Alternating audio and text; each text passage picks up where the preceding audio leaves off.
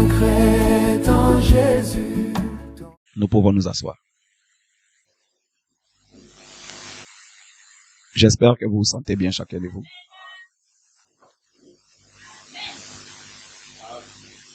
Jésus nous a donné la victoire. Il nous a donné la victoire depuis la croix de Golgotha. La victoire sur le péché. La victoire sur la malédiction. La victoire sur les puissances des ténèbres. Il nous a donné la victoire sur toutes les puissances qui peuvent nuire à nos vies. Jésus nous a donné la victoire sur tout ce qui peut vouloir nuire à nos vies. Si tu as cru réellement au Seigneur Jésus-Christ, si tu es croyant ou croyante ce matin, si tu as été sauvé par le sang de l'agneau, à moins que si tu ne l'es pas encore, mais si tu as été sauvé par le sang de l'agneau, sache que la victoire de Jésus demeure en toi. Amen.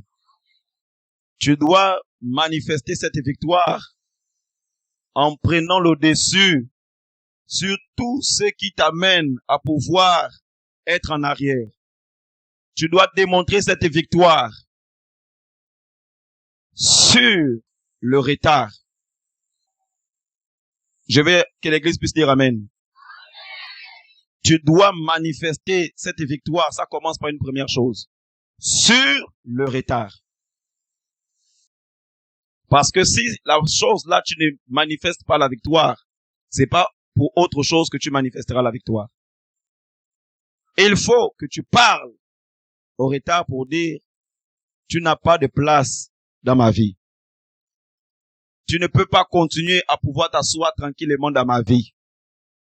Il faut que je commence à pouvoir démontrer cette victoire de la croix de Golgotha au fait que tu puisses être écroulé et que tu sois chassé d'abord de ma vie. Quand tu commences à avoir le dessus sur cela, les autres choses pourront suivre. Si tu ne domines pas sur cela, les autres choses auront des complications à pouvoir partir. Est-ce que l'Église m'écoute très bien ce matin? Ça paraît être moindre, ça paraît être léger, ça paraît être négligeable, mais c'est la chose la plus importante à laquelle Dieu prête d'abord attention. Si le président de la République dit il doit venir en Toum, qu'est-ce qui va commencer à y être? La garde républicaine, s'il dit il va venir à 15 heures, la garde républicaine sera depuis peut-être 7 heures, 8 heures. 6 heures, merci. Les gens seront là en train de pouvoir attendre.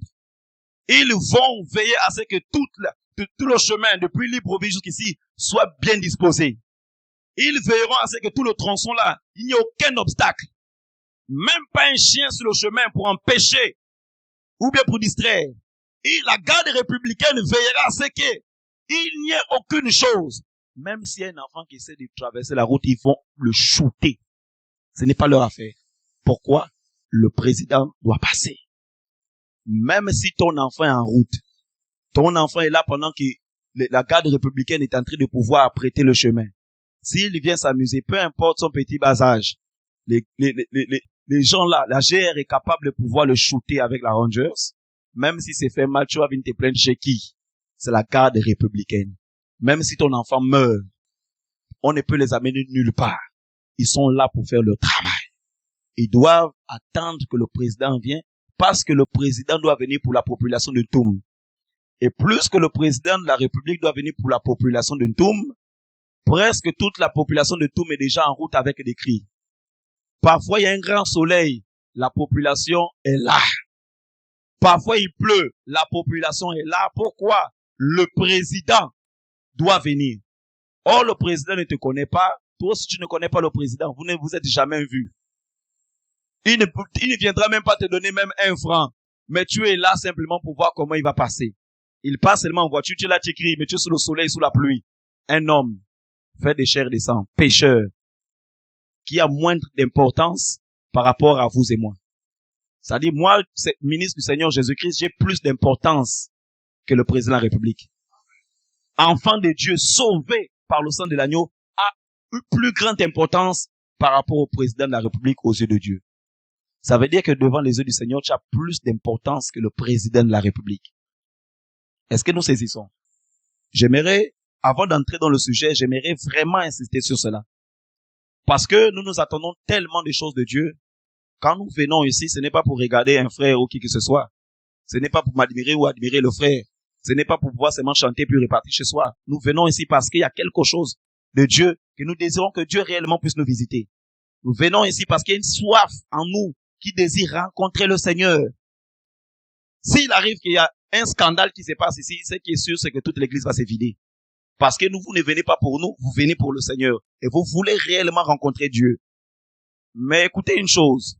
Avant que Dieu ne puisse arriver à se révéler à vous, avant que Dieu n'agisse dans vos vies, avant que Dieu ne change les circonstances de vos vies, avant que Dieu nous paie à l'égard de vos difficultés, des problèmes, des situations amères et compliquées, Dieu d'abord, ce qu'il désire, c'est le respect et la crainte à son égard. Si nous craignons les hommes, combien de fois Dieu? Si nous craignons le président de la République, combien de fois Dieu qui créa les cieux et la terre? Si les hommes peuvent se tenir sous la pluie, attendre un homme qui ne va rien leur donner, un homme pécheur, un homme qui ne peut rien pour eux, ils peuvent être là sous le chaud soleil de midi. Les gens de la GR peuvent être là noircis comme du charbon parce qu'ils doivent faire ce que le président veut qu'ils puissent faire. Ils doivent faire leur travail. Ils sont là pour subir toutes ces choses-là parce qu'un simple homme pécheur doit passer là. À cause simplement de la valeur qu'il a. Pour le grand Dieu des cieux, dont nous attendons, lui qui nous donne le souffle de vie, nous qui nous donne l'être, lui qui nous a créés à son image, pour lui, nous n'avons pas de tremblement. Pour lui, nous pouvons faire comme nous voulons. Pour lui, nous pouvons venir après lui. Et nous attendons que lui va descendre pour faire des choses à notre égard. C'est pas un Dieu, je ne sais pas. Ce n'est pas un être humain. C'est quand même Dieu qui a créé toutes choses. Il veut l'honneur. Il dit, si je suis père pour vous, où est l'honneur qui m'est dû? Donc, s'il dit dans sa parole, ça veut dire que lui, il est jaloux, il exige un certain honneur, un certain respect en tant que Dieu. Il recherche cela.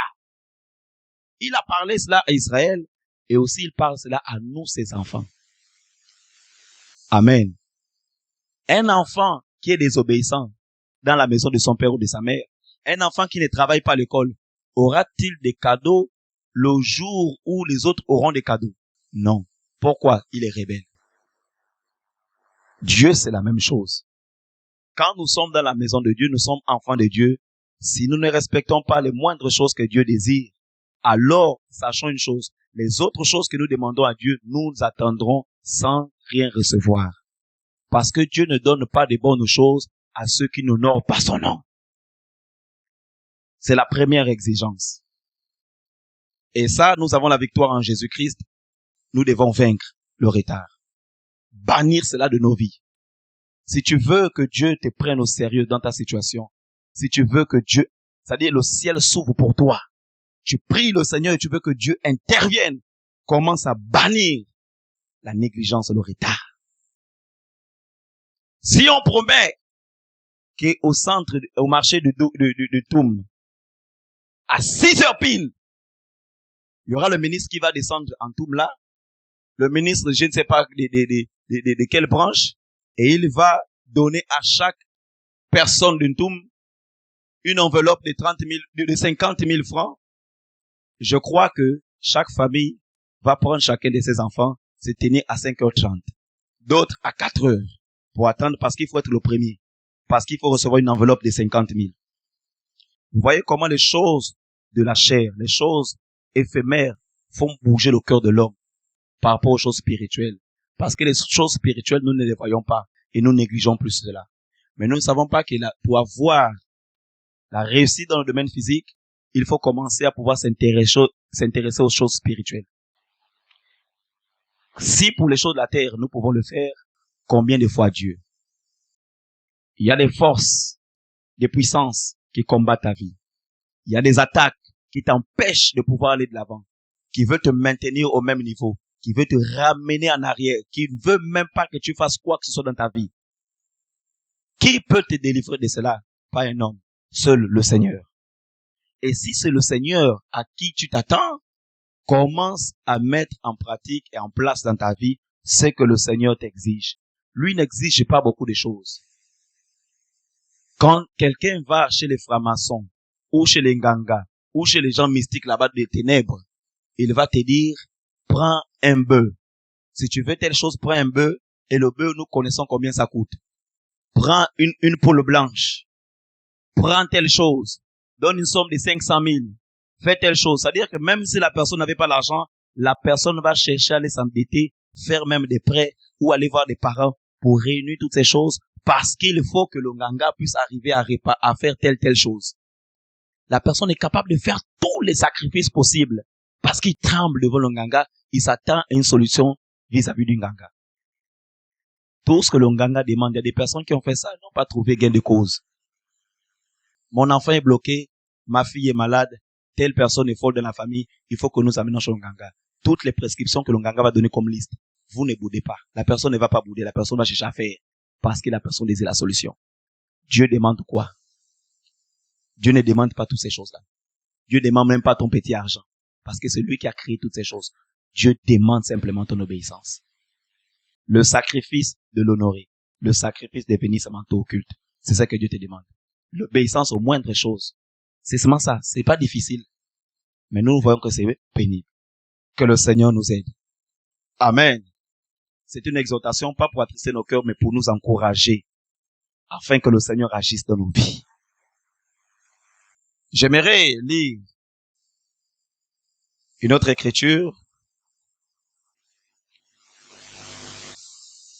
J'aimerais qu'un autre frère puisse lire une autre écriture dans le livre de Luc chapitre 18. Luc chapitre 18.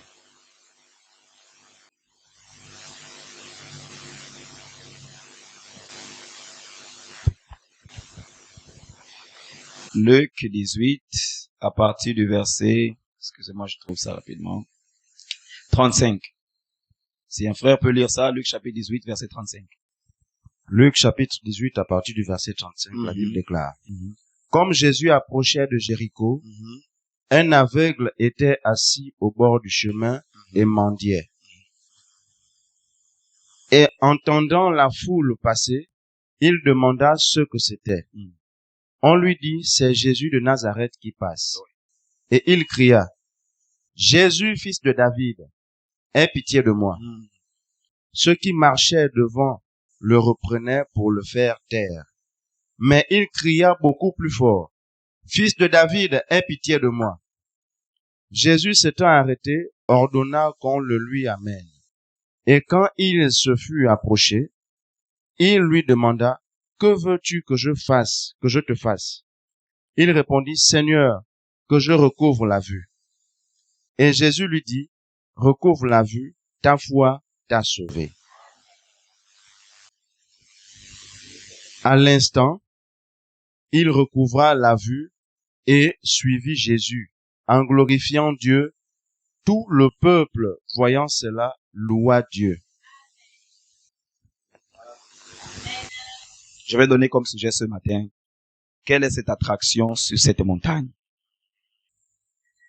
Alors je reviens un peu dans Exode chapitre 19, au verset 14 que le frère venait de lire. Moïse descendit de la montagne vers le peuple. Il sanctifiait le peuple et il lavait leurs vêtements. Et il dit au peuple, soyez prêts. Dans 3 jours, ne vous approchez d'aucune femme. Le 3e jour au matin, il y eut des tonnerres, des éclairs et une épaisse nuée sur la montagne. Dieu, avant de pouvoir descendre auprès du peuple, il prépare d'abord la conscience du peuple. Il prépare d'abord le cœur du peuple. Il prépare d'abord le terrain, afin de pouvoir se révéler à son peuple. Nous voyons qu'avant de pouvoir descendre sur la montagne, Dieu parla à Moïse pour donner des avertissements au peuple, afin que le peuple puisse se sanctifier. Le 1er, le 2e, le 3e jour, et au 3e jour, Dieu devait descendre pour pouvoir se révéler au peuple. Écoutons bien une chose, frères et sœurs. Dieu a d'abord attiré l'attention du peuple avant de pouvoir descendre. Dieu a donné des exigences au peuple avant de pouvoir se manifester. Le peuple devait attendre sur la montagne avant de pouvoir voir Dieu descendre. Alléluia. Quand Dieu désire descendre dans une assemblée, quand il désire descendre dans la vie de quelqu'un, il commence à préparer le terrain. Avant que Dieu l'opère dans sa puissance, pendant la prédication ou après la prédication, il veut d'abord que la louange lui est due. Il veut d'abord qu'on l'adore. Il veut d'abord qu'on le prie. Il veut d'abord qu'on élève son Saint-Nom. Mais si tu n'es pas là, comment tu vas te préparer pour recevoir la présence de Dieu? Comment tu peux recevoir la présence de Dieu te visiter si tu n'es pas là avant la prédication, si tu n'es pas là pendant le pré-service? Dieu d'abord fait des préliminaires. Dieu exige toujours des préliminaires. Si tu négliges les préliminaires, tu ne peux pas être visité par le Seigneur. Dieu regarde l'état de nos cœurs. Quand tu viens sous une indisposition, tu vas venir, tu vas être là, tu vas repartir, tu ne sauras même pas que Dieu est là. Mais Dieu est là ce matin.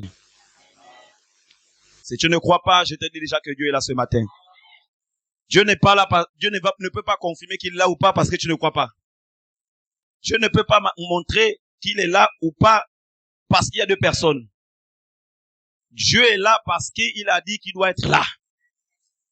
Là où son nom est invoqué, Dieu doit être là. Or, avant que Dieu ne se manifeste, il faut des personnes pour invoquer son nom. S'il n'y a pas de personnes, Dieu ne peut pas se manifester. Amen. Si tu n'es pas là, Dieu ne peut pas se descendre. Dieu descend à cause de toi. S'il descend, c'est parce qu'il a quelque chose à faire. S'il est descendu sur la montagne, c'est parce qu'il avait quelque chose à faire vis-à-vis du peuple d'Israël.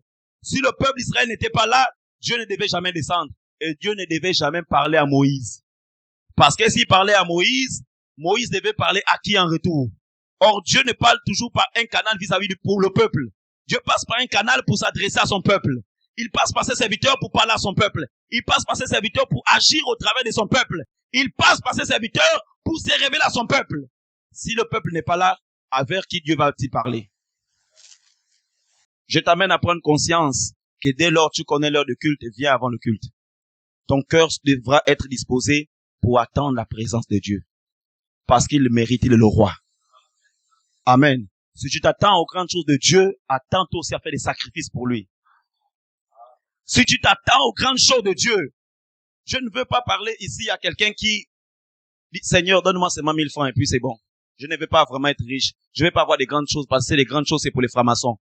Tu as donné la grandeur à Satan. L'auteur de la grandeur, c'est Dieu. Amen. Satan est un petit voleur, un petit menteur, et un petit blagueur. Toute la grandeur appartient à Dieu. Et Dieu, lorsqu'il désire faire des choses avec nous, il ne désire pas les faire à moitié. Il désire nous amener à regarder dans les hauteurs. Tel il est, tel aussi nous sommes. Il est le grand aigle Jéhovah. Il veut aussi avoir des aigles aussi, qui sont ses enfants, ses fils et ses filles. Alors il veut qu'eux aussi, en retour, ils aient aussi une vision comme lui. Pour regarder en hauteur, comme lui regarde en hauteur. Avant que Dieu ne puisse se manifester, il attend qu'il y ait des cœurs qui puissent se recevoir. Alors, Dieu parla à Moïse. Moïse parla en retour au peuple. Le verset 16 dit, le troisième jour, au matin, il eut des tonnerres, des éclairs et une épaisse nuée sur la montagne. Dieu est descendu sur la montagne. Le peuple était déjà là environné, en dessous de la montagne. Moïse était là. C'est comme on peut dire, c'était le culte ce jour-là. Tout le peuple était déjà là. Personne ne pouvait s'absenter ce jour-là. Parce que Dieu a dit, il va descendre. Personne n'avait le droit de s'absenter ce jour-là. Personne n'avait le droit de venir en retard ce jour. Tout le monde était là, au rendez-vous, sous la montagne. Dieu est descendu sur la montagne. La montagne a commencé à subir la présence de Dieu. Il y a eu des nuées, une épaisse nuée. Il y a eu des tonnerres, des éclairs. Le peuple a vu le retentissement de la présence de Dieu. Le peuple a vu comment Dieu descendait. Le peuple a vu comment la présence de Dieu faisait trembler la montagne. Les gens sentirent que Dieu était là. Quel est l'esprit qui pouvait tenir là? Aucun démon. Aucune puissance des ténèbres ne pouvait agir là. C'était Dieu lui-même. La Bible dit, le son de la trompette retentissait fortement et tout le peuple qui était dans le camp fut saisi d'épouvante. Donc les gens avaient peur parce qu'ils ont vu la présence de Dieu. Ça fait répandre la crainte de Dieu dans leur cœur. Dieu était déjà sur la montagne. L'Écriture continue de dire, Moïse fit sortir le peuple du camp à la rencontre de Dieu et ils se placèrent au bas de la montagne. La montagne de Sinaï était toute en fumée parce que l'Éternel y était descendu au milieu du feu. L'onction de Dieu, c'est le feu de Dieu qui descend. Quand Dieu se manifeste, l'atmosphère change. Quand Dieu se manifeste, il touche les cœurs. Quand Dieu descend, les démons sortent des corps. Quand Dieu descend, il guérit les malades. Pourquoi? Il est fort, il est fort, il est puissant. La présence de Dieu manifeste toujours des choses. Et Dieu agit face aux gens qui ont la foi. La Bible continue de dire, cette fumée s'élevait comme la fumée d'une fournaise et toute la montagne tremblait avec violence. Toute la montagne tremblait avec violence parce que la présence de Dieu était descendue sur la montagne. Les gens qui passaient tout le temps là, voyaient la montagne. Et ils passaient tout le temps là, ils voyaient la montagne. Ils passaient tout le temps là, ils voyaient la montagne. La montagne était toujours naturelle et pareille. Tous les jours que les gens passaient, ils voyaient la même montagne. Dieu n'était pas encore descendu. Quand Dieu est descendu sur la montagne est devenue différente. Il y avait un éclat. Il y avait des sons qui retentissaient. Il y avait des choses qui bougeaient. Plus que la présence de Dieu était descendue, la montagne a subi un bousculement sur elle. La montagne qui ne bougeait pas, qui ne tremblait pas pour habitude que les gens voyaient, la montagne a commencé à trembler. Pourquoi? La présence de Dieu était là. Ne te contente pas d'un Dieu simplement que tu viens écouter la parole, tu rentres chez toi. Il faut expérimenter ce Dieu-là dans ta vie. Il faut que ce Dieu se montre à toi, se révèle à toi et te montre sa face. Ne sois pas content ou contente de simplement venir écouter la parole, de ne rien expérimenter. Dieu ne peut pas descendre dans ta vie et que tu continues à demeurer la même personne. Dieu ne peut pas descendre dans ta vie et que les choses ne bougent pas dans ta vie. Il faut que les choses bougent dans ta vie. Il faut que les choses soient secouées dans ta vie. Pourquoi? Parce que Dieu est descendu. Il faut que les démons qui bloquaient des situations dans ta vie sortent. Pourquoi? Parce que Dieu est descendu dans ta vie.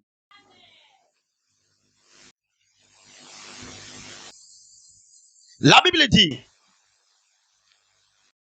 le son de la trompette retentissait de plus en plus fortement. Moïse parlait et Dieu lui répondait à haute voix. Ainsi l'Éternel descendit sur la montagne de Sinaï, sur le sommet de la montagne. L'Éternel appela Moïse sur le sommet de la montagne et Moïse monta.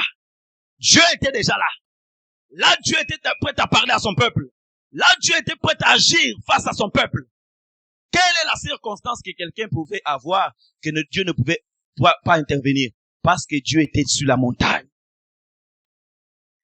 L'attention du cœur du peuple était fixée sur la montagne. Pourquoi? Il y avait une attraction qui se passait sur la montagne.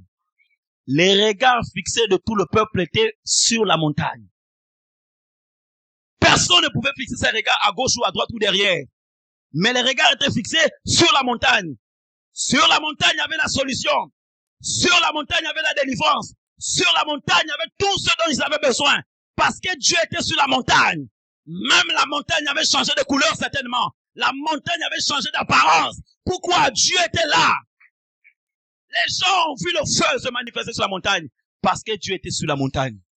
Du haut de la montagne jusqu'au bas de la montagne avait subi toute une transformation. Les gens avaient les regards fixés sur la montagne. Ils fixaient la montagne et ils fixaient sur la montagne. Quand Dieu parlait ensuite à Moïse, il dit à Moïse, dans le chapitre qui était dans le même livre d'Exode, en ce qui concernait le serpent des reins, Il dit à Moïse, parle au peuple. Quand les gens seront mordus par un serpent, quand les gens auront telle chose, quand les gens seront malades, qu'ils viennent, élèvent un serpent fait en airain, mets-le au sommet.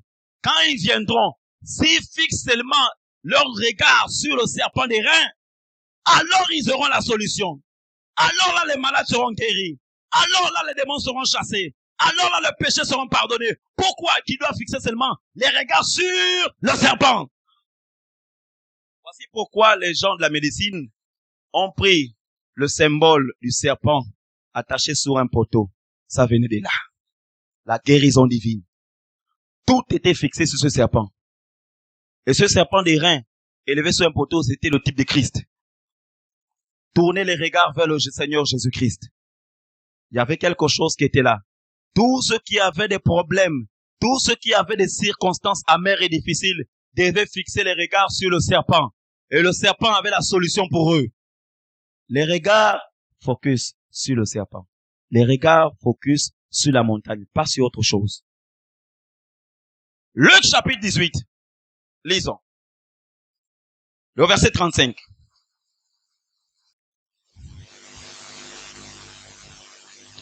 Luc chapitre 18, le verset 35. La Bible dit, écoutons bien attentivement cela.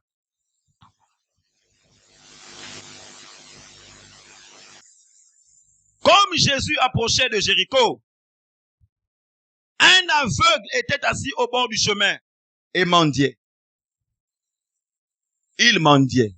C'était un mendiant aveugle. Pauvre, mais aveugle. Il avait un problème. C'était d'abord le premier, l'aveuglement. Deuxième problème, la pauvreté. Ensuite, il mendiait. Il était sur place. Il ne pouvait bouger. Personne pour le conduire. Il avait ces divers problèmes. Mais la Bible montre premièrement qu'il était aveugle. La Bible dit au verset 36. Entendant la foule passer, il demanda ce que c'était. On lui dit, c'est Jésus de Nazareth qui passe. L'attraction qui était sur la montagne de Sinaï était en train de passer devant les gens. Amen. La Bible dit dans Ésaïe chapitre 9, le verset 5. Car un enfant nous est né, un fils nous est donné, et la domination reposera sur son épaule. On l'appellera admirable, conseiller, Dieu puissant, Père éternel. Donc l'enfant qui devait naître en Marie devait être le Dieu puissant. Oh, il n'y a pas deux dieux, un seul Dieu. Le même Dieu qui est descendu sur la montagne. Ce jour-là, au temps de Moïse, était le même Dieu qui est né au travers de Marie. Était le même Dieu qui a marché sur les rues de Jérusalem. Il a marché en chair. Il a pris une forme corporelle, humaine, semblable au péché. Il n'était pas pécheur. Et il a marché au milieu des hommes. Les hommes voyaient Dieu. Mais ils ne savaient pas que c'était le Dieu qui était descendu sur la montagne au temps de Moïse. Quand il était descendu, la montagne subissait le feu, les tonnerres, les éclairs, les grands tremblements. Ce Dieu-là qui était descendu puissamment sur cette montagne, ce Dieu-là était descendu en chair, marchant sur les rues de Jérusalem. Et il marchait. Les gens le regardaient comment il passait. Un simple homme, sans richesse extérieure, méprisé des hommes. Mais Dieu était en train de marcher. Voici cet homme-là aveugle qui était assis en train de pouvoir mendier. Il s'attendait à quelque chose. Que les gens puissent le secourir. Que les gens puissent lui donner certainement de l'argent ou à manger. Mais il attend un bruit. Une attraction qui est en train de pouvoir marcher dans la ville. Cette attraction était un Dieu manifesté dans la chair. Il marchait sur les rues de Jérusalem. Et l'homme là a entendu la voix, le bruit qui se faisait. Quand Dieu descend, il y a une secousse qui se passe. Alors il commençait à marcher. Le retentissement de Jésus-Christ se faisait entendre dans toute la ville. Les hommes le suivaient. Les hommes sentaient que dans cet homme, il y a une attraction puissante. Tous les malades le suivaient derrière. Jésus marchait, il ne parlait pas. Sa marche était une marche remarquable, extraordinaire, une marche simple. Mais dans cet homme était toute la plénitude de Dieu. Dans cet homme était toute l'attraction divine. Il marchait, même les ondes savaient que là, Dieu est là. Les oiseaux du ciel, les animaux savaient que Dieu était là. Les hommes n'avaient pas discerné le Dieu Tout-Puissant au milieu d'eux. Ils sentaient simplement, il y a une attraction qui est en train de passer. Cette attraction n'a pas rendu les gens nonchalants. Ça n'a pas rendu les gens froids. Les gens étaient bousculés. Ils savaient que là, il y a quelque chose qui est en train de passer. Ça faisait retentir les bruits. Les gens criaient. Certainement, les gens sautaient. Pourquoi? L'attraction de Dieu était en train de passer. C'est comme ça, quand tu viens ici, quand tu loues le Seigneur, ton cœur doit trembler de joie. Pourquoi? L'attraction de Dieu est là. Ce qui bouge, ce qui fait bouger Dieu de pouvoir descendre dans ta vie, c'est l'attraction, c'est que tu manifestes. Quand ta foi retentit fortement, ça tire Dieu vis-à-vis de toi. Alors, on lui dit, au verset 37, c'est Jésus de Nazareth qui passe. Et il cria, Jésus, fils de David, aie pitié de moi.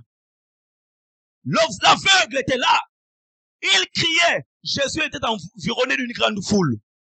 Mais l'aveugle était aveugle et ne voyait rien. Et il cria très fort, Jésus, fils de David, aie pitié de moi. Jésus était au loin, dans la foule. L'aveugle était en train de crier. Il avait ses regards fixés sur la personne de Jésus-Christ. Là, il ne devait avoir aucune distraction. Il ne devait permettre aucune chose de pouvoir l'empêcher d'atteindre son objectif. Il était objectif. Ses regards étaient fixés sur le maître. Il devait recevoir ce dont il attendait. Il savait que sa solution était dans cet homme-là, Jésus-Christ. Il devait manifester une action. La Bible dit, au verset 39, ceux qui marchaient devant, le reprenaient. Les gens qui marchaient devant, qui environnaient Jésus, l'homme aveugle était derrière. Il reprenait l'aveugle pour empêcher l'aveugle de continuer à crier. J'espère que vous écoutez très bien. Les gens empêchaient l'aveugle de continuer à crier. Ces gens-là étaient un obstacle pour l'aveugle. L'aveugle était décisif. Il était objectif. Il avait ses regards focus sur Jésus-Christ. Quand tu es déterminé, tu as la foi, rien ne peut t'empêcher de saisir quelque chose.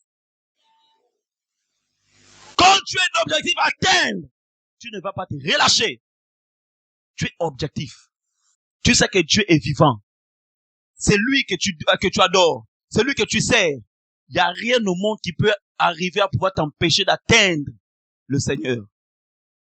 Tes cris dans la prière doivent secouer le roi des rois. Ta foi doit les réveiller. Cet homme-là, non seulement criait, mais hormis ses cris, il avait une foi. Une foi que même la foule ne pouvait pas retenir. C'est la foule environnait Jésus. L'aveugle était au loin. La foule était une barrière entre Jésus et lui. Mais l'homme aveugle a continué à crier. Il disait certainement lui que je ne vois plus. Mes yeux ne peuvent plus m'aider. Je ne peux pas voir qui est Jésus. Mais il y a une chose qui me reste, ma voix. Il faut que ma voix atteigne le maître. Qu'il entende de ses oreilles mon cri.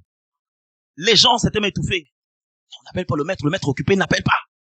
Reste là où tu es. Il est occupé par autre chose. Mais pendant qu'ils étaient en train de parler à l'aveugle ne s'est pas contenté de cela. L'aveugle a poussé à l'égard de ces gens-là. Ces gens-là étaient un obstacle pour lui. Il s'en fichait pas mal de ce que ces gens-là voulaient dire de lui. Lui, c'est qu'il devait atteindre le maître par son cri. Son cri là n'était pas un cri d'homme simplement, mais c'était un cri retenti de foi. Parce que pour Jésus, même si tu cries, si ton cri n'a pas la foi, Jésus n'intervient pas. Amen. La Bible dit, pour le faire taire, mais il criait beaucoup plus fort.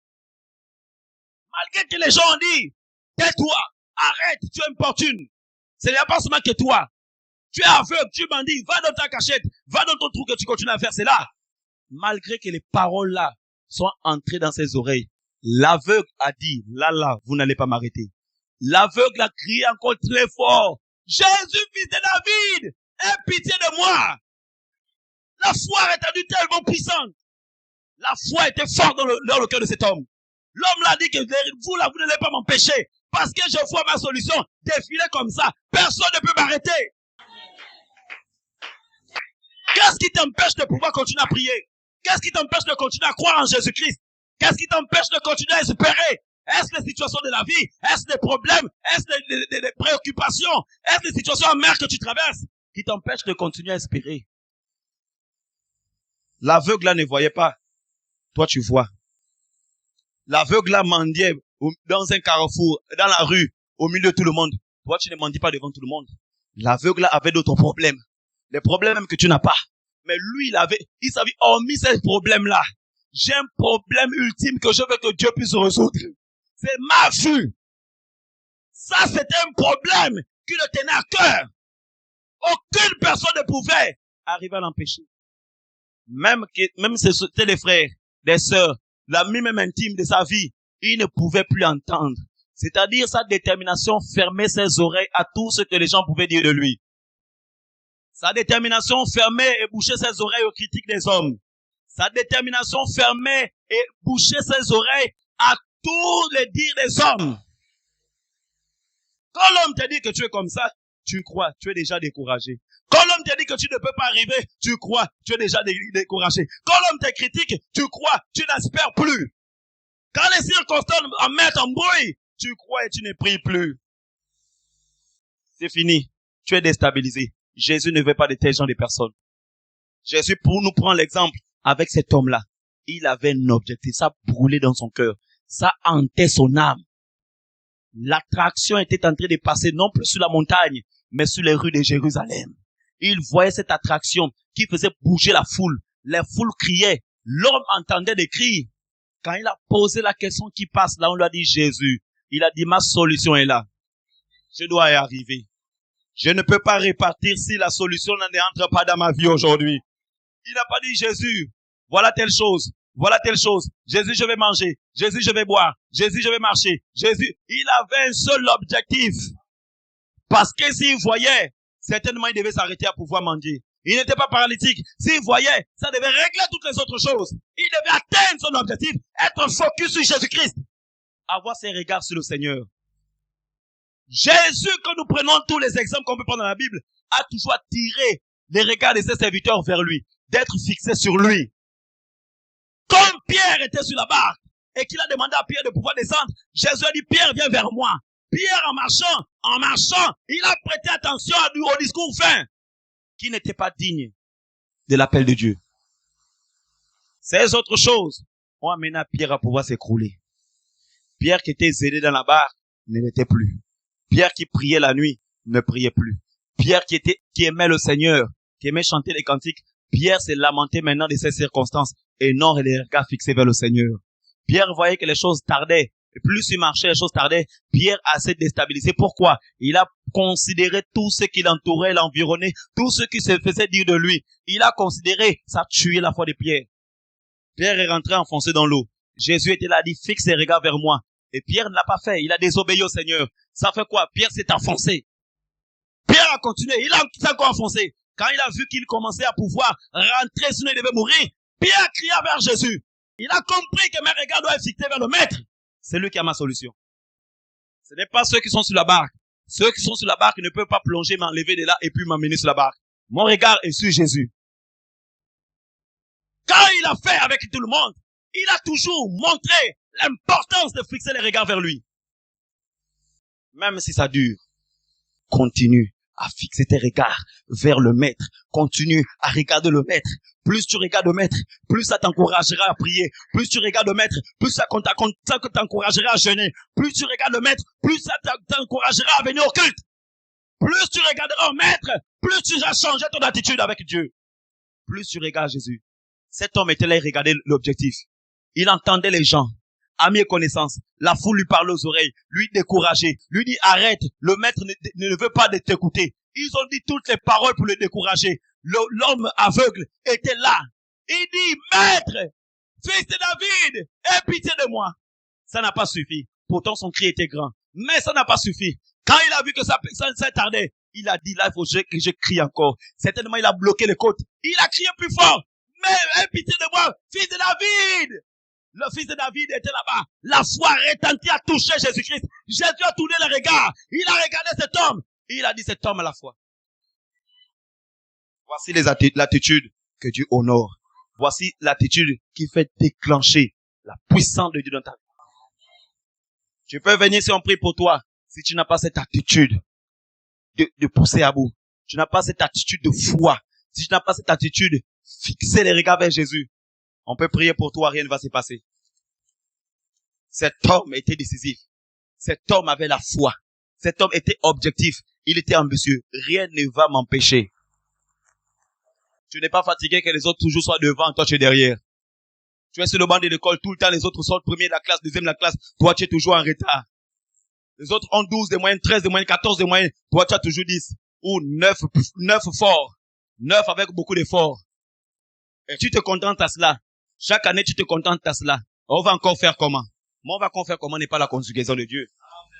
Ce n'est pas la conjugaison de Dieu, on va encore faire comment? On va encore faire comment? C'est que je suis habitué déjà au rythme. Dieu ne veut pas que tu t'habitues au rythme des hommes. Tu dois avoir un mental d'acier, un mental de vainqueur, de conquérant, de combattant, de lutteur. Un mental fort qui ne recule devant rien au monde. Quand il a atteint l'objectif, il doit atteindre cela et réussir. Pour les élèves, voici les gens sont, les professeurs sont en grève. Pour toi, tu vois que tu es en vacances. Tu manges, tu bois, tu joues, je suis en vacances. L'école va reprendre peut-être. On ne sait même pas si ça va reprendre. Tu es en train de pouvoir t'amuser. Oublie que le païen qui sort premier de la classe, pendant que tu t'amuses, il est en train de travailler en secret. Il joue un peu le jour. Et quand le soir arrive, il est préparé sur ses cahiers. Lui ne voit pas la grève. Lui, il voit l'objectif de premier de la classe. Le païen sort premier de la classe. Toi, la chrétienne ou la chrétienne, tu es dernier. Tu te contentes à 9 forts. Ce n'est pas la prière qui va te sauver. Ce n'est pas la prière qui va te faire devenir premier de la classe. Ce n'est pas on va prier pour toi. Donnez-moi priez pour moi pour que Dieu me donne l'intelligence. On prie pour toi et tu penses que tu vas te faire de premier de la classe. Dieu n'est pas un magicien qui fabrique les choses comme tu veux. Dieu est un bosseur et il veut des enfants aussi travailleurs. Tu dois prendre des résolutions qu'il faut que je sois premier en première. Il faut que je sois la tête et non la queue. Dans ma famille, je dois être la tête et non la queue. Même si ce n'est pas encore, je dois atteindre cela. Je dois atteindre cela. Et tu te donnes des objectifs. Tu te disciplines pour pouvoir atteindre la réussite. Et Dieu honore ça. Il t'ouvrira l'intelligence pour que tu réussisses. Tu te balades, tu pavanes, tu marches avec les amis, tu parles de n'importe quoi. Les leçons sont en train de pouvoir chômer dans les cahiers, dans le sac. Tu attends quand l'école va recommencer pour faire semblant de pouvoir étudier. Et tu vas t'étonner qu'il y a l'autre qui a des bonnes notes, qui est premier de la classe, l'autre deuxième de la classe, les mêmes personnes. Ça met maintenant toi la jalousie, de les regarder mal. Mais tu es paresseux, paresseuse. Tu ne veux pas travailler. C'est le moment de travailler. La fourmi n'attend pas le temps convenable pour récolter la nourriture. La fourmi sait qu'il y a un temps qui arrive. Le temps où je serai dans ma fourmilière, je ne peux plus sortir. Il fait quoi? Elle amasse. Elle amasse. Dieu permet même que tu puisses, quand tu manges, tu jettes les miettes de pain. Dieu permet même que les croûtes des marmites là, tu jettes cela. Mais Dieu le fait pourquoi? Parce qu'il sait qu'il y a des fourmis. Il sait qu'il y a des oiseaux qui vont venir les prendre. Tu ne le fais pas en vain. Mais Dieu le fait. Il te donne une leçon avec la fourmi. La fourmi vient, elle amasse. Quand la pluie tombe, la fourmi est cachée dans sa fourmilière. La fourmilière est remplie de nourriture. Tu dors. Dieu ne veut pas travailler les dormeurs. Continue à dormir. C'est le sommeil qui va te donner le résultat. Alléluia! Amen à la victoire. Pas amen à l'échec. Amen à la victoire.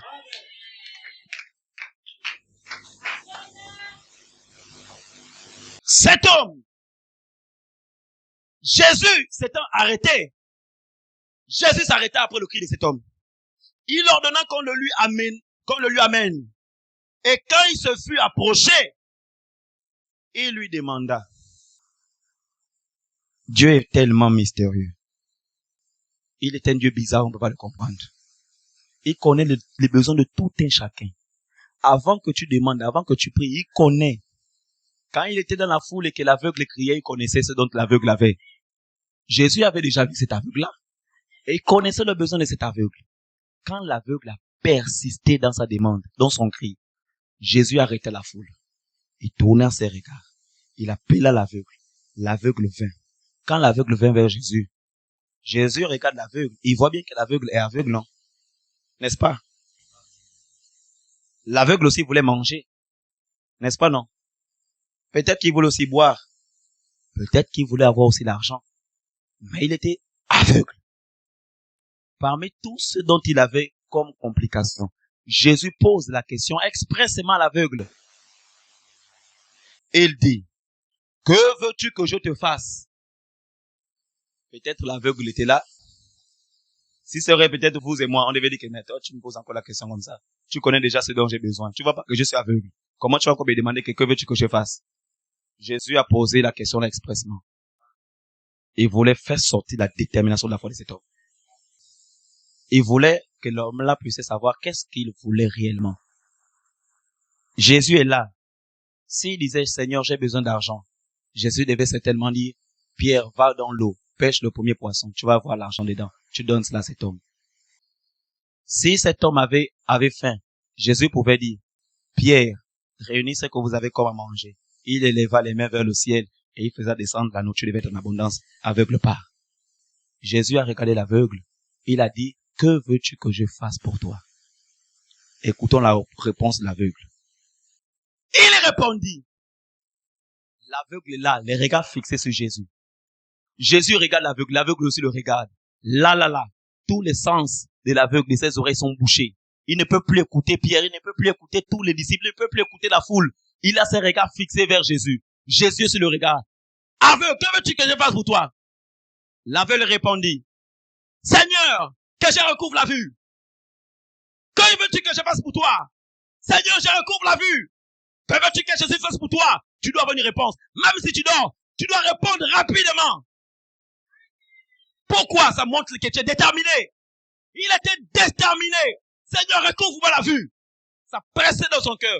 Là même la nourriture, l'argent n'avait pas de sens pour lui. Il faut que je voie. Jésus a regardé cet homme. Il a regardé. Il a regardé sa foi. Il a regardé cet homme.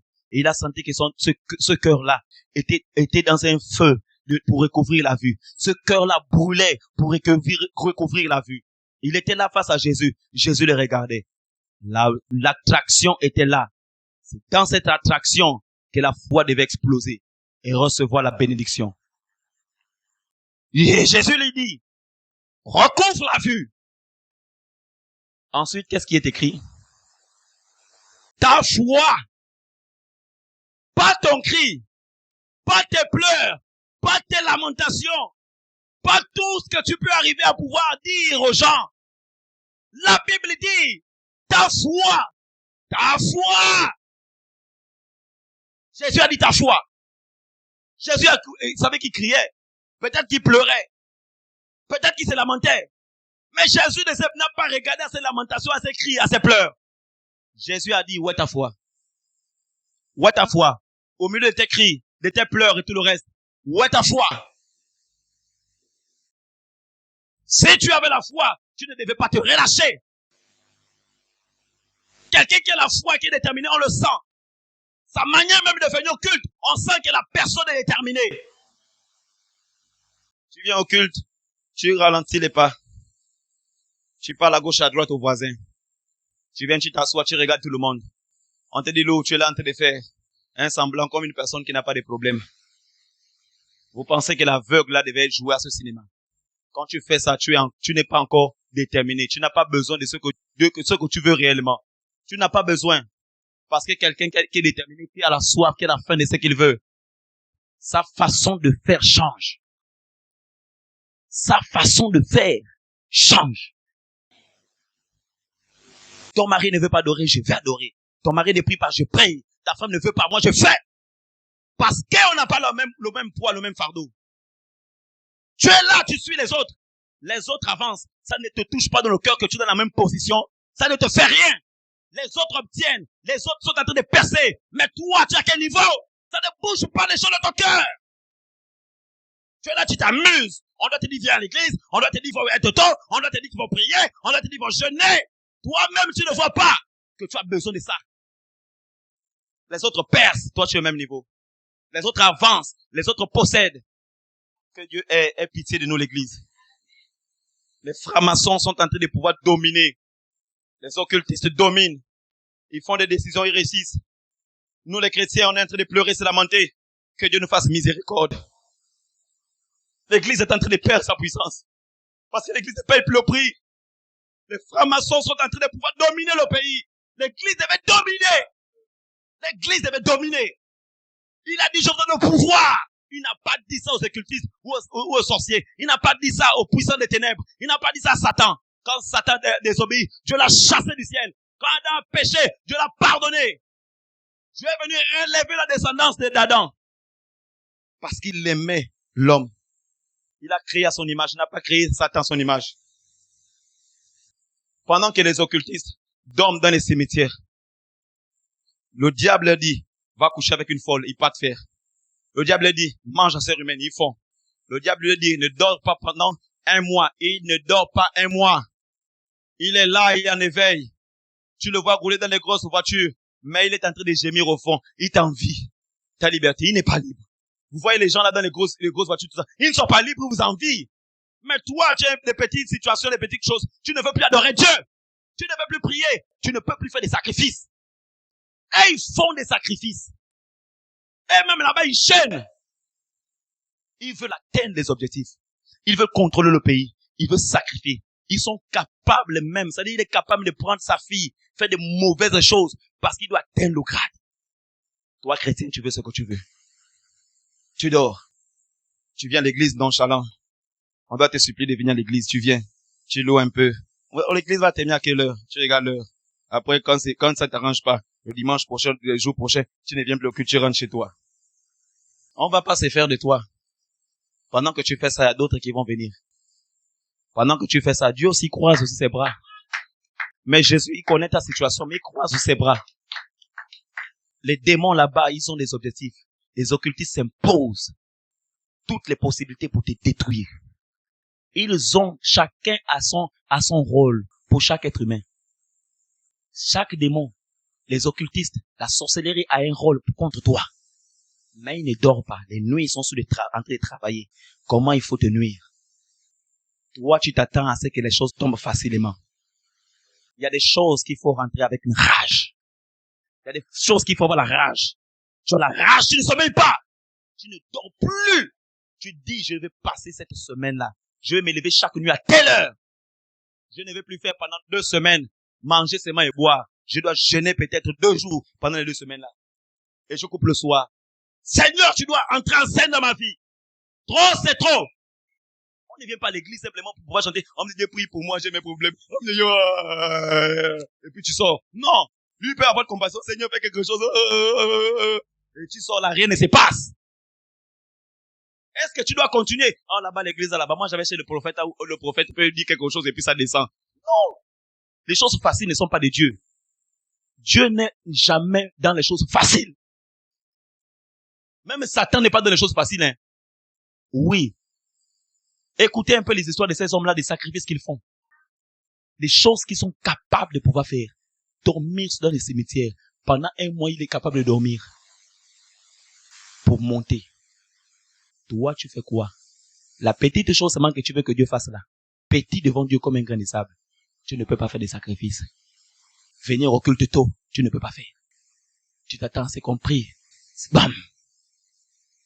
1 mois, 2 mois, 1 an vont passer. Ça fait combien d'années quand tu résolves, quand tu arrives à compter les années? Tu es sur la même position. Ta manière de faire est toujours la même. Dieu va-t-il descendre compatir pour toi? Non. Dieu, quand il est descendu pour compatir pour l'homme, c'est quand il a pris la chair humaine. Il est venu naître. Il a senti ce que c'est que le fait d'être bébé, de prendre de pouvoir marcher, de pouvoir ramper, de faire toutes ces choses, de grandir, de jouer comme les autres enfants. Il a connu ça.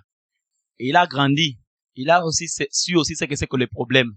Le fait d'avoir faim, le fait d'avoir soif, le fait de pouvoir avoir le désir de se laver. Dieu a connu tout ce que l'homme connaissait. Il connaissait ce que l'homme sentait, la douleur, le fait de pleurer, le fait de se sentir seul, le fait de se sentir critiqué par les gens. Jésus a senti ça.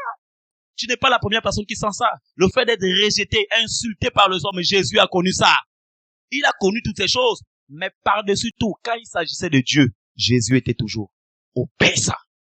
Quand il s'agissait de prier, Jésus était toujours obéissant. Quand il s'agissait de passer toute la nuit pour prier, Jésus était obéissant. Quand il s'agissait d'aller au temple, Jésus était prêt à aller au temple. Il était prêt à marcher. Toi, tu prends le taxi, Jésus marchait de distance. Il était prêt à tout, il a subi tout. Qu'est-ce que tu subis que Jésus n'a pas subi? Les confrontations spirituelles et mystiques, Jésus a subi ça. Mais est-ce que c'est parce qu'il était Dieu manifesté à la chair? Non, il était comme toi et moi, avant tout. Il a subi, mais il priait. Il nous a montré l'exemple. Quand il priait, étant obéissant, quand il demandait à Dieu, Dieu exauçait. Dieu n'exauce pas les désobéissants. Que le Seigneur nous aide, frères. Nous voulons des chrétiens et des chrétiennes façonnés par la parole de Dieu, qui sont prêts à se soumettre aux exigences divines, qui sont prêts à prendre des décisions pour pouvoir atteindre leurs objectifs, de lutter et de marcher avec Dieu, de prier de venir à l'église quand il se doit, de prier de venir à l'église avant même l'heure. Quand tu es déterminé ainsi, je vois la détermination de ta foi. Je ne dis pas qu'un an va passer. Je ne dis pas qu'un an va passer. Parce qu'avec une telle attitude, je ne crois pas qu'un an peut passer. Je ne crois pas. Sans que Dieu ne descende et intervienne. C'est pas possible. Regardons les exemples dans la Bible. Il y a tellement des exemples. Et ils ont fait. Ils ont vu la gloire de Dieu. L'aveugle a fait. Il a vu la main de Dieu. Tous ont expérimenté Dieu. Ils ont été décisifs. Ils ont vu Dieu descendre et se manifester. Nous aussi, si nous le faisons, nous pouvons aussi voir Dieu descendre et agir dans nos vies. Que le Seigneur vous bénisse.